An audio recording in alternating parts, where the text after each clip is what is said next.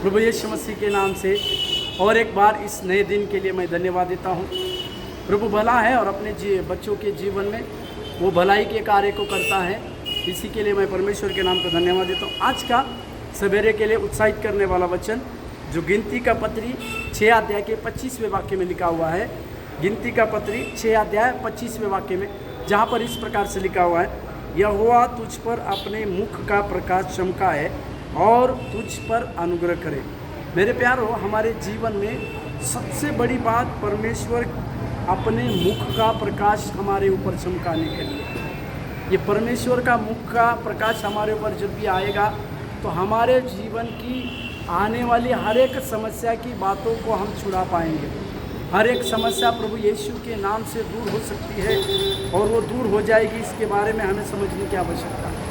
और परमेश्वर का मुख का प्रकाश हमारे ऊपर आना मतलब हमारी हर समस्या का जवाब देना है और परमेश्वर अपनी पवित्र उपस्थिति के साथ हमारे जीवन में कार्य करना है।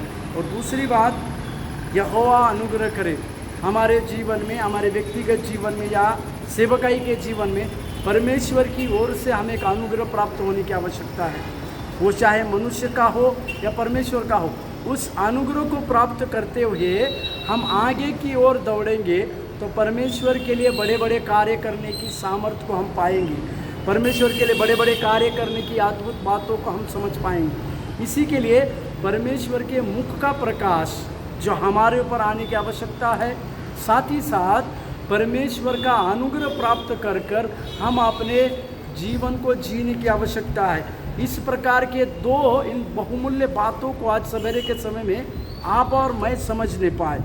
इन 2 बातों को लेकर आज सवेरे के समय में वो अनुग्रह का दाता जो परमेश्वर है, उस अनुग्रह देने वाले पवित्र परमेश्वर की ओर हम ताकते रहे और उसी के नाम की बड़ी महिमा हमारे जीवन में होने पाए। प्रभु आप लोगों को आशीष देने पाए। धन्यवाद।